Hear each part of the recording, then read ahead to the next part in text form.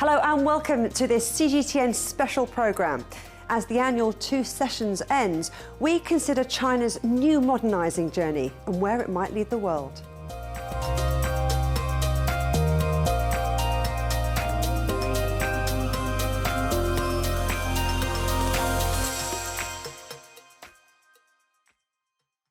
Stability, development and prosperity. That was the message from China's President Xi Jinping as China's first 2 sessions since China opened up post-pandemic came to an end. The emphasis was very much on common prosperity, peaceful development and especially modernisation. On the new journey of building a great modern socialist country and advancing the rejuvenation of the Chinese nation, we should unswervingly advance high-quality development. We will fully and faithfully apply the new development philosophy on all fronts and accelerate efforts to create a new pattern of development. We will fully implement the strategy for invigorating China through science and education, the workforce development strategy and the innovation-driven development strategy. So what does all that mean for China and the rest of the world? In this special programme, we'll be hearing from experts from across the globe to get their take on the modernisation of China. We start by speaking to Danilo Turk, former president of Slovenia and now the chair of the Club de Madrid, the world's largest forum of former heads of state and government.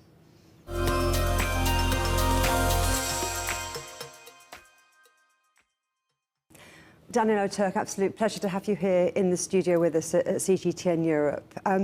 Now, the 2 sessions gathering was very much about modernisation in China, and as we heard there from President Xi Jinping, the advance of high-quality growth. What do you think that means for China? Well, I think that the key is common prosperity for all. That's one of the key ideas, key principles of development in China today, and probably the one which will require the most serious work and some innovation.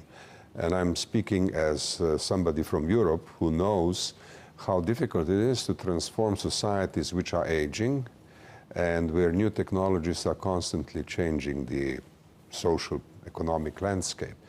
So common prosperity for all in China after these decades of very fast growth, which has created inequalities, will be a very big and important challenge to deal with. And of course, the party documents that we have seen and the 2 sessions have promised progress in that regard.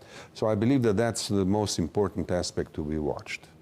And what impact will all of that have on the rest of the world? Do you think that the rest of the world understands just how China really works? Well, this is a very good question, and I'm not a specialist who can give you a definitive answer to this question. But obviously, China is and will remain a major market for the whole world. China is the factory of the world, but not necessarily the same kind of factory as it used to be in the past 2 decades. So I think China will continue to be an extremely important partner to all other actors in the world, including European Union, including United States, of course, and other major players. And of course, China will remain a key player in its Belt and Road Initiative. So I think that in all these areas of the world, the development of China will be watched very carefully. And of course, it will be important to adjust the forms of cooperation to the progress which will be made. President Xi also emphasised the importance of people in terms of modernisation of China, this new journey to rejuvenate the nation. How important do you think that is, people? Yeah, well, I see this as a mainly intergenerational question, because new generation is coming to the fore. The generation which has led the rapid growth of China is aging slowly. And the younger generation may have different needs, new needs, and the needs which are partly related to taking care about the older generation and partly raising new families. So the question really relates to social development, and I think that that's very important to keep in mind. And there, I think, comparison with experiences from other countries which have gone through similar processes of quick growth, aging population, social policies, all that will have to be in the focus. And I believe that intergenerational aspect is going to grow in its importance. And that's something you also emphasised, isn't it? This people-centred philosophy, it needing to be implemented in such a way that it's fair and balanced and doesn't exacerbate the gap between old and young, rich and poor. How difficult do you think that's going to be for a country with well over 1 billion people? Yes, well, that's another good question. As we have seen in all societies, I mean, the questions of income inequality, wealth inequality have grown in the past decades. And I think in every part of the world, this problem is being raised nowadays. Therefore, we also have to think about it. We have to figure out how to develop appropriate ways of improved health care, improved care for the elderly, improved care for children, making conditions for young people to establish families and to get housing and all that more affordable and more easily available. So these are the kind of things which I believe everywhere in the world remain unresolved. I mean, they are not resolved in a perfect way anywhere. And I think China will again have an opportunity to show, all right, we have demonstrated the world that high growth rate, rapid development, and all these other technological things are something we master. Now mastering social development will be another new phase in building this modern society, a society with Chinese characteristics, new, modern, prosperous, socialist society. And how then might all of that affect China underpinning the global economy? I think that the growth level in China will remain solid, and that's important news for the world. As we know, right now, China has taken a very serious look at the growth rate in 2023. And I think that the promise of 5% or close above 5% is very positive news for the rest of the world, because that means that China will remain a very important partner which will help feeding growth in other parts of the world as well. So I think that right now in the short run we should be satisfied. But then in the longer run we have to figure out which areas of cooperation will be in the forefront. I mean, industrial cooperation has been in the forefront so far. Investment in infrastructure was very important. But we have to figure new things. For example, healthcare. President Xi has several times suggested that China may welcome participation of foreign partners in developing healthcare and, well, not only health facilities, but also production of medicine and everything else that goes with healthcare. So, I mean, this is potentially a very big area of cooperation, but not fully developed so far. So I think in this new socio-economic framework, the world will have to figure out what kind of investment will be important for the future. There was quite a lot of talk at these two sessions about China taking a bigger role in managing global affairs, which Xi Jinping said would add positive energy to world peace and development. How do you see that playing out? Well, another good question, and I would say another encouraging sign is the recent agreement between Saudi Arabia and Iran. I think that's a concrete example which shows that China is serious with this general orientation of taking a more active role, or as active as possible role in global affairs. Last year we have heard President Xi speaking about a new global security initiative. Now the question is, how does one advance in this global security initiative, which is a kind of a very broad framework for foreign policy in the future? But I think with the Iran-Saudi Arabia agreement we see a concrete example. Another concrete example which I would like to see developing in the coming months is the role of China in bringing peace in Ukraine. This, of course, is a very big problem globally and in particular in Europe. China has produced an interesting framework on 24th February, a 12-point framework for peace in Ukraine. And now, of course, the question is, how does one advance from here further? Now, with the Iran-Saudi Arabia program, we have seen that it is possible to have first a solid conceptual framework and then specific steps forward. In the case of war in Ukraine, this will be, of course, more difficult, but I think that also it is quite necessary. And in terms of the Saudi-Iran rapprochement, do you think China gets enough credit for breakthroughs like that? I mean, historically, it has never been an aggressor. Yeah, well, China is, in a way, a new player with this sort of large initiatives. In that sense, I believe that the world still has to adjust to this new role of China, which can be a very positive role. Now, many commentators now see the Saudi Arabia-Iran agreement as something that shows a relative decline of the United States. I believe that that's only a very small part of the picture. The bigger picture is that China is a new player which can bring positive energy into the situation, and that does not necessarily mean a deficit for the United States. That just means a different dynamic in the region, which I think could be to the satisfaction of everybody. And I would urge this kind of a more positive mentality to start prevailing. We have inherited too much from the past. I mean, competition, confrontation, Cold War, and all that stuff. I don't believe that this is the way towards the future. One has to look for the positive ingredients with this new ambition of China can bring into the global political affairs. Danilo, Turk, thank you very much. It was my pleasure.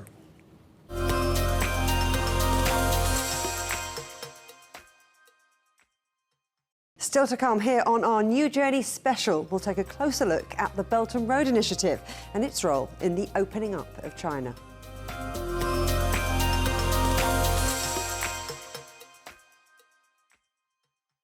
Roger, Ricky, loud and clear. We can try out the wild and crazy ideas. Nothing can stop an idea whose time is coming. This idea is coming.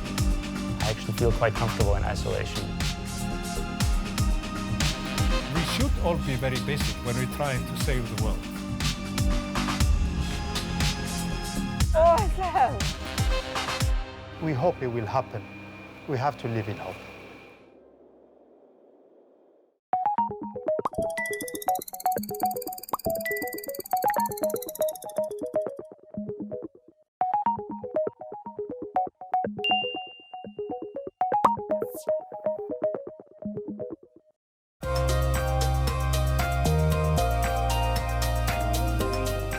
Welcome back to our New Journey special. A key part of the opening up of China post-pandemic is a desire to play a key diplomatic role in bringing peace to the world. Here's Foreign Minister Qin Gang. 当前，国内新冠疫情形势好转。 With the COVID situation turning for the better in China, we're steadily resuming exchanges with the world. We've pressed the acceleration button and sounded the clarion call for our diplomacy. We will follow the guidance of head of state diplomacy. In particular, we will ensure the success of the two major diplomatic events that we will host. The first China Central Asia Summit and the third Belt and Road Forum for International Cooperation, which will be the showcase of the distinctive character of China's diplomacy. We will take it as our mission to defend China's core interests. We firmly oppose any form of hegemonism and power politics. We firmly oppose the Cold War mentality, camp-based confrontation, and acts to contain and hold back other countries' development. 坚决捍卫国家主权、安全和发展利益。 Joining me now are Jorge Heine, former Chilean ambassador to China and co-author of the book The Active Non-Alignment Option, and Carsten Thøgersen, former Danish consul general in Shanghai and Guangzhou. Great to see both of you. I'll start with you, Jorge. I mean, as we heard there at the two sessions, Foreign Minister Qin Gang said that China is opening up, resuming exchanges with foreign countries.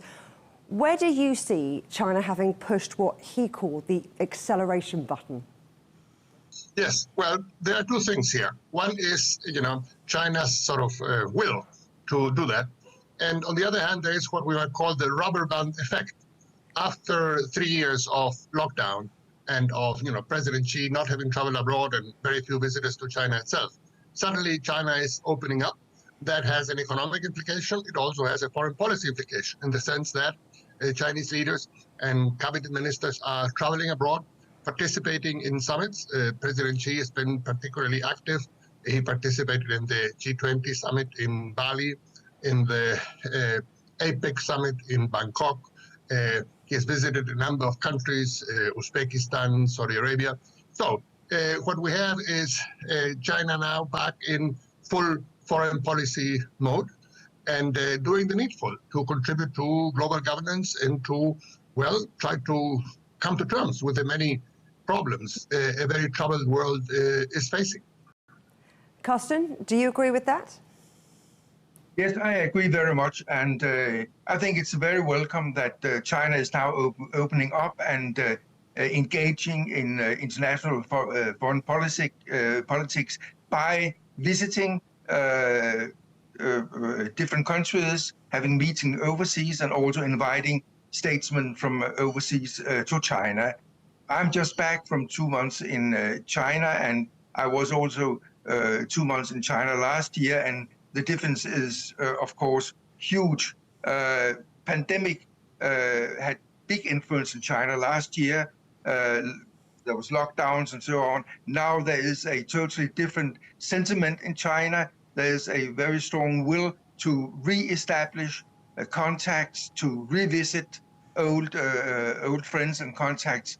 And we have seen that Chinese political leaders, they have been very, very busy the first few months of this year. Xinjiang, he has been in the global south, and Ambassador Heine, he mentioned Xi Jinping's visits, and also we can mention that Wang Yi, State Councillor Wang Yi, has just been to Europe and meeting actually with quite a lot of states leaders in Europe. So it is very welcome, and that China is actively back into the foreign politics. Let's talk about China's role as a peace broker. I'm thinking particularly of last week between Saudi Arabia and Iran. Jorge, how important is that role for China in bringing peace and diplomatic breakthroughs to the world?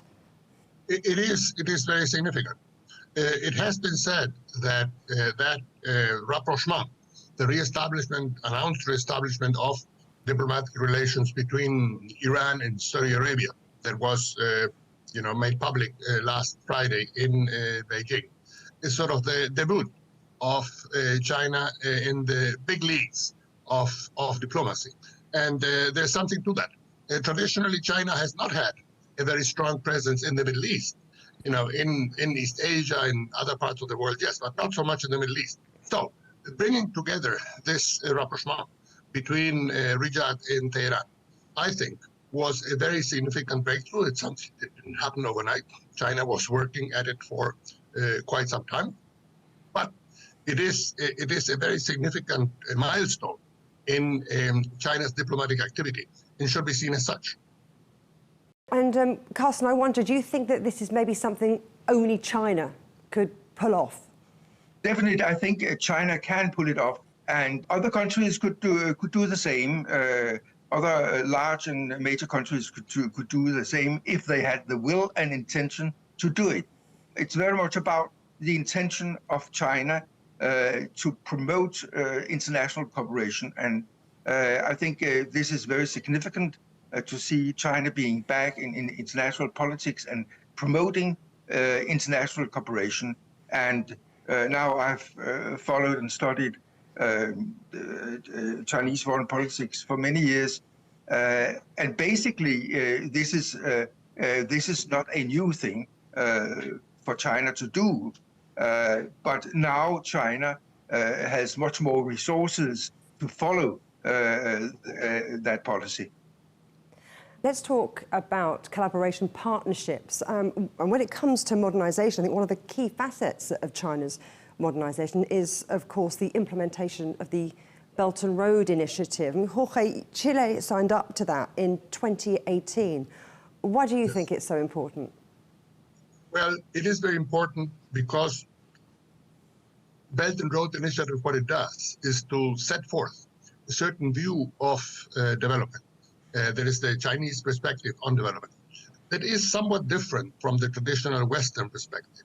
The traditional Western perspective on development has been that as long as you get inflation under control, you create a suitable business climate, and you attract the right companies, somehow development will take place and everything will be fine and dandy.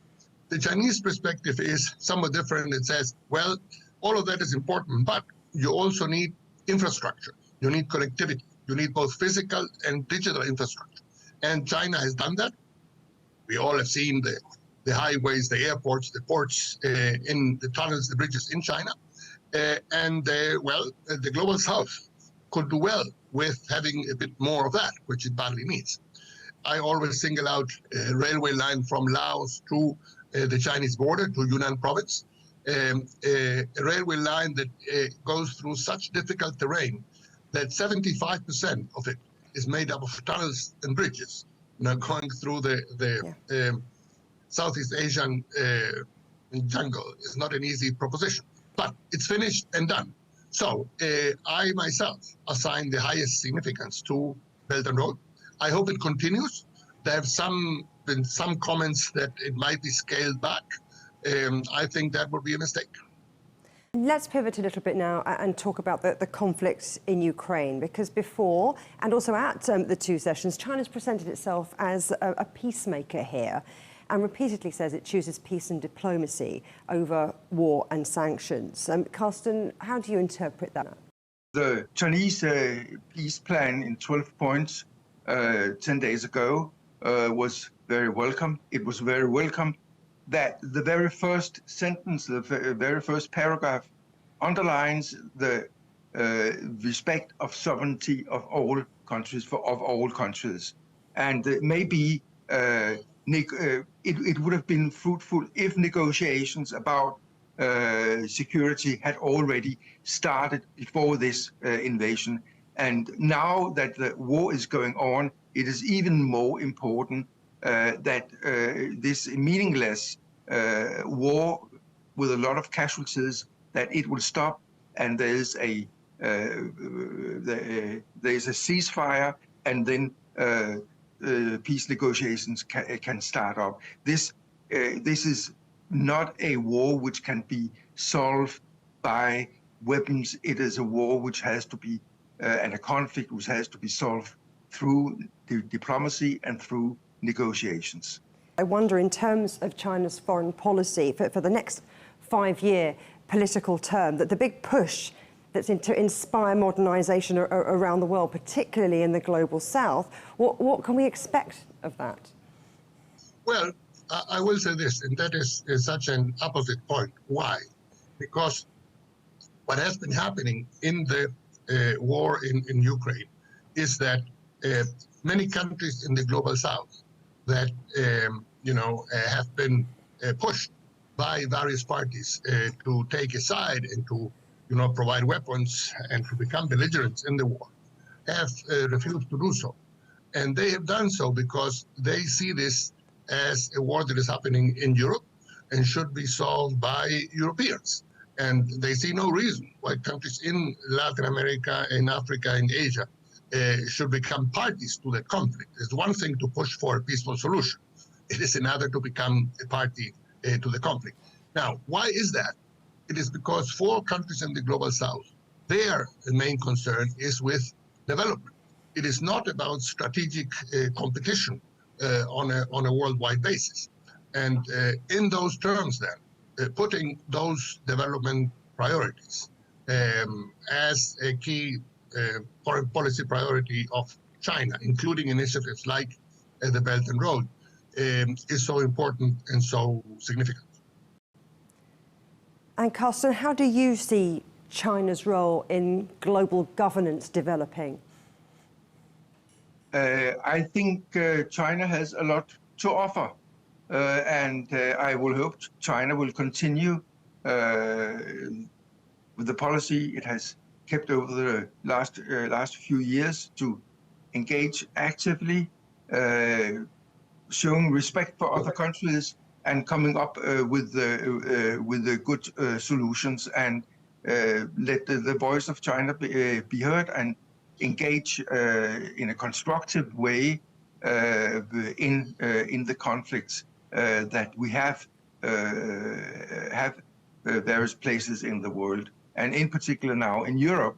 In Ukraine, it's only 1,000 kilometers away from where I'm sitting now, and it's a very tragic development in Europe. I think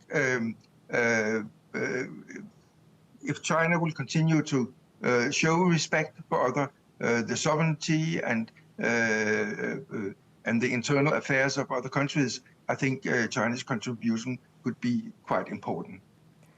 Carsten Thøgersen and Ambassador Heine, thank you both very much.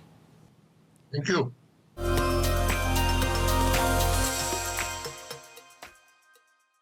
Still to come here on our New Journey special, the Green Revolution, how China plans to lead the way to a cleaner future.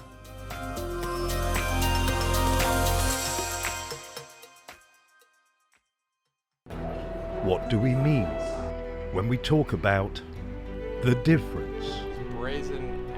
The difference is in the detail, the background, defense ministers from the wider angle and perspective of every story, wherever the story may be. CGTN. See the difference.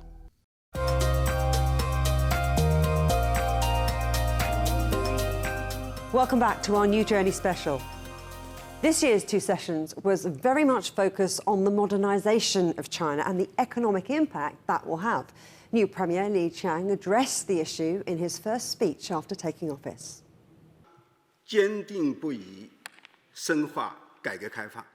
We will remain steadfast in deepening reform and opening up.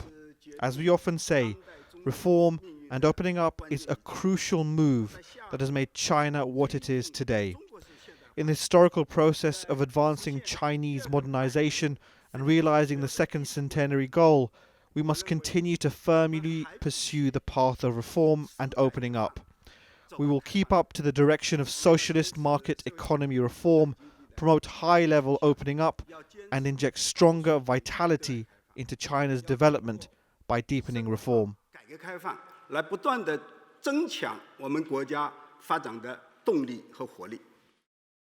Joining me now are Bert Hoffman, former director for China at the World Bank, Marcela Musa-Bellew, who's the executive director of the Albanian Institute for Globalization Studies, John McLean, OBE, chair of the UK's Institute of Directors and the China-UK Business Development Centre, and Chunping Xie, senior policy fellow, Grantham Research Institute on Climate Change and the Environment. Thank you all very much for joining. I'm going to start with you, Bert. Now, this two sessions has been all about modernisation. What do you think we've learned about the future of China?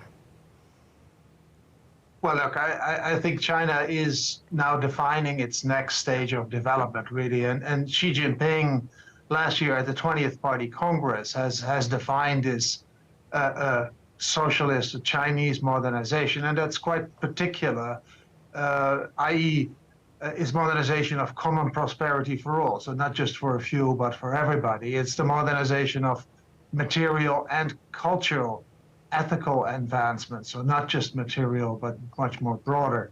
And it's the modernization of harmony between man and nature. So to keep the environment whole as well. And finally, it's a peaceful development. So I see it as China's goals for the next phase of development. And of course, that's very important for the National People's Congress to debate on how one can give legs to these broad concepts still, and what specific policies would need to be pursued to achieve it.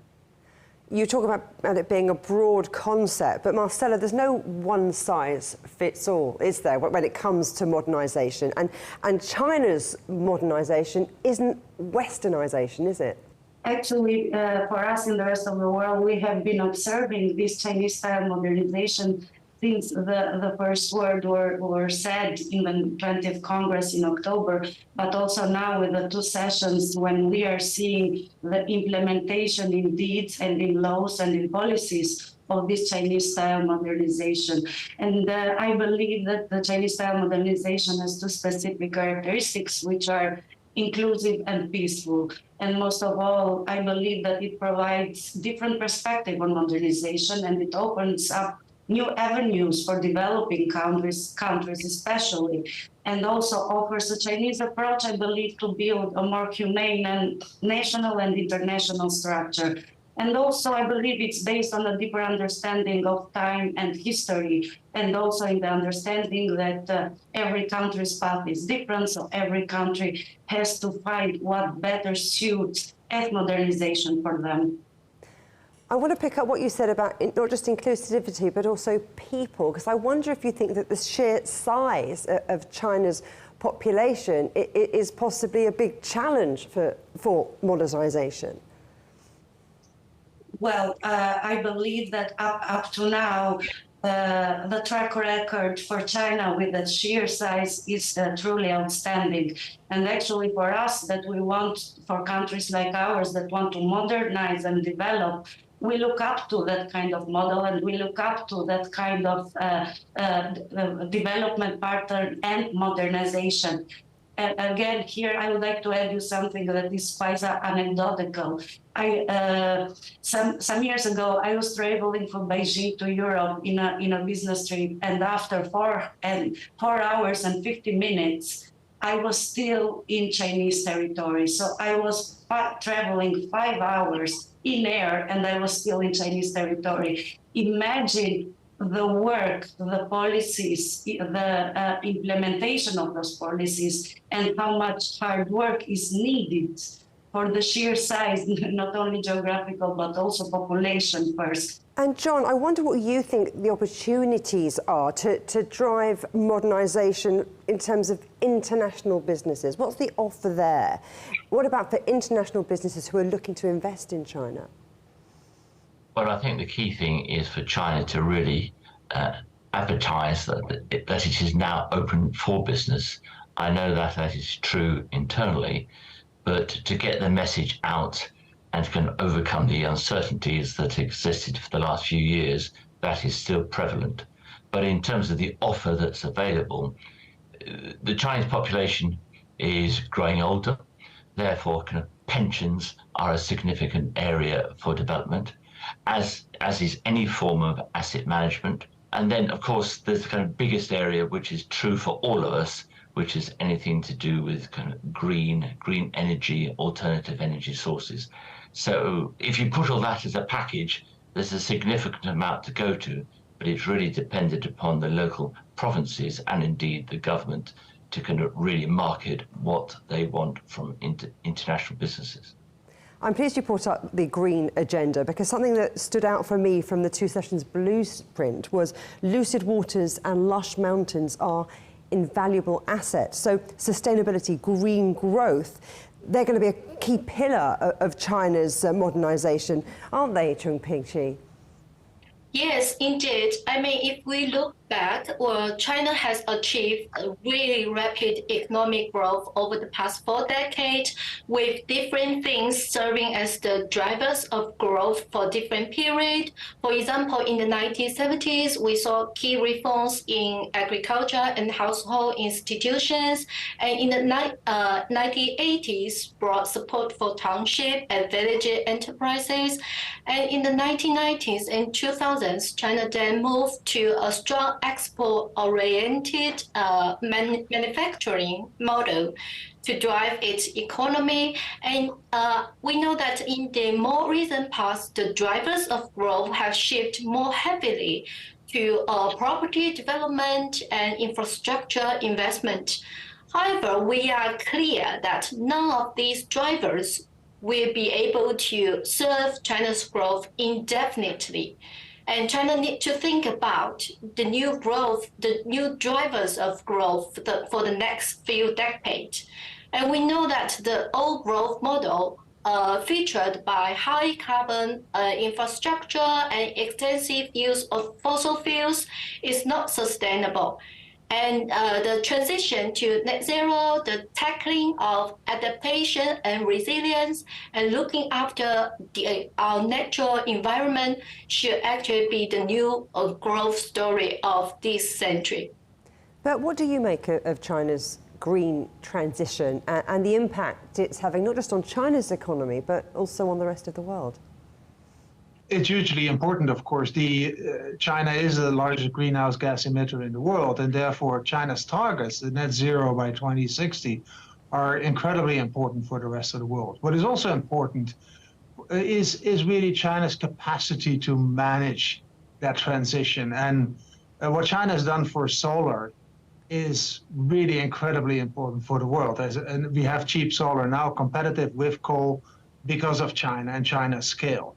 If China can do that in other technologies that are critical for that transition, such as hydrogen, such as high voltage transmission, all kinds of other electric vehicles, all kinds of other technologies necessary for that transition, that's going to be very helpful for the world.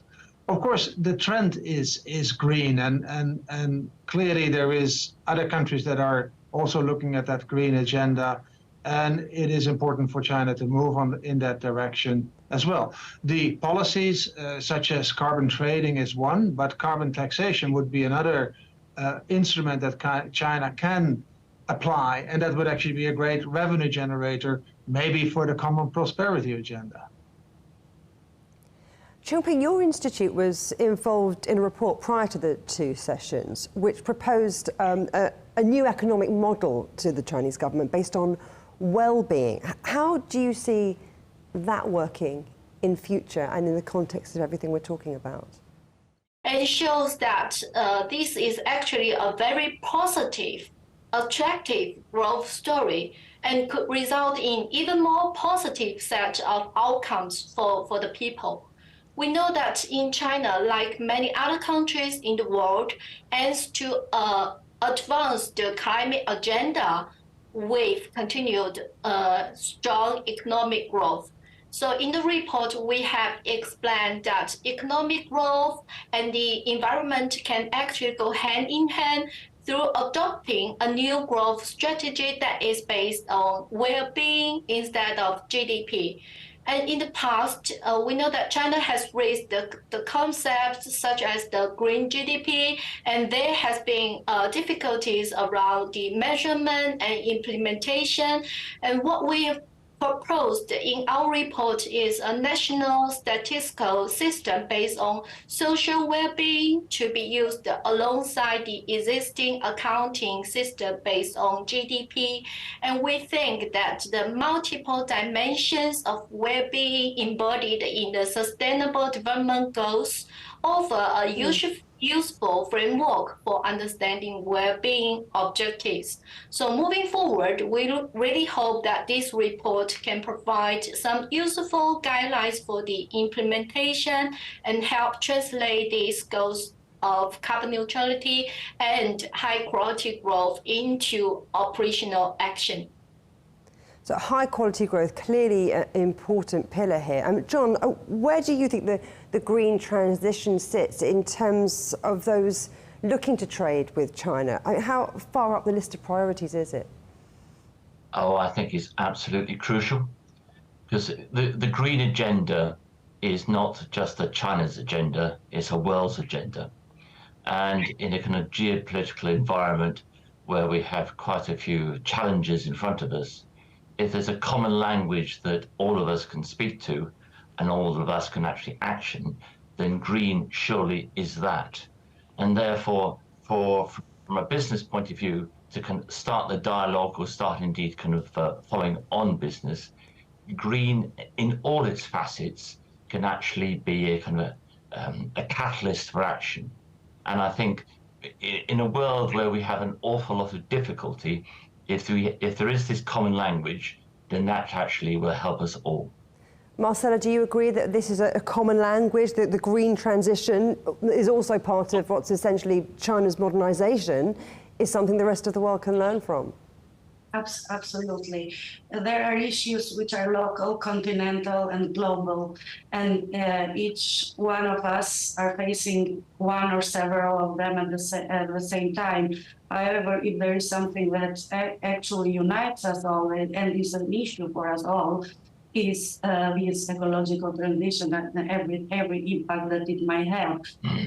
I would also recall here the metaphor that Kishore Mahbubani, I believe, would say about the boat.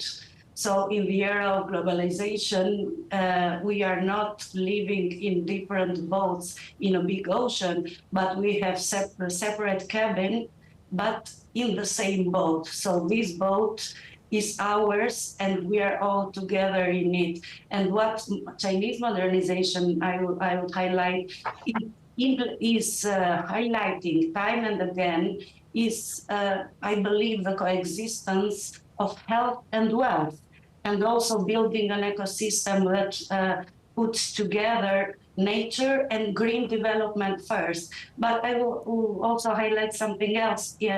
By the end of March, there will be 10 years since the proclamation of the concept Community of Shared Future for Mankind.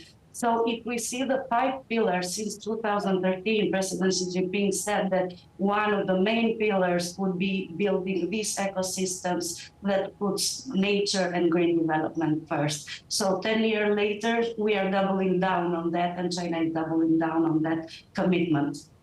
But I'd like to pivot it a little bit now and talk about something else which really stood out from 2 sessions conversation, and that's that overlap between domestic and overseas markets, this dual circulation. I mean, what do you think that means for the economy?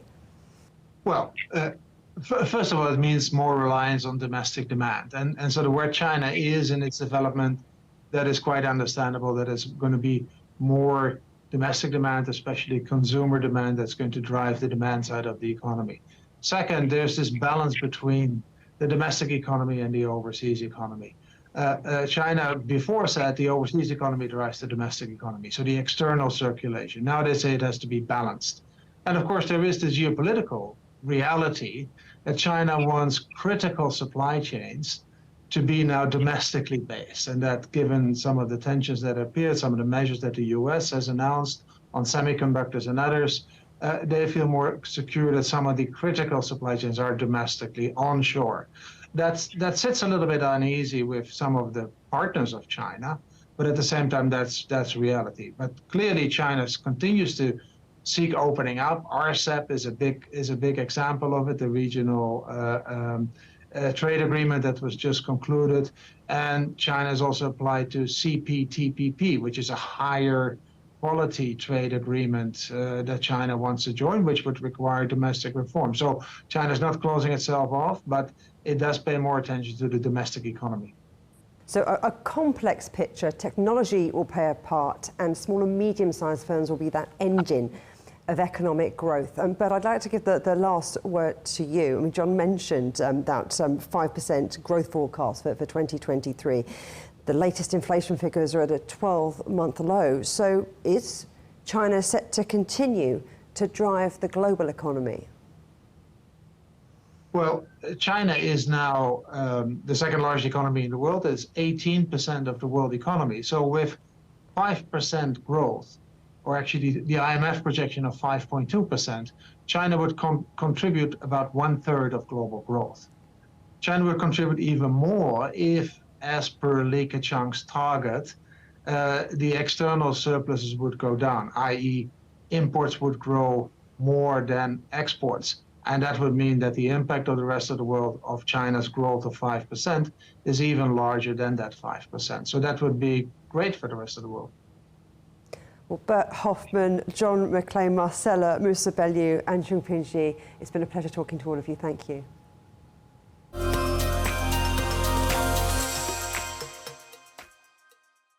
That brings us to the end of this special programme on China's new journey following the 2 sessions. From high speed to high quality growth, the green transition and the very real opportunities for the rest of the world to engage with China to ensure a peaceful and prosperous future. For more on all of our stories, go to europe.cgtn.com and do follow CGTN Europe on Twitter, Facebook and Instagram. For now, from me, Juliet Mann, and from all the team here in London, goodbye.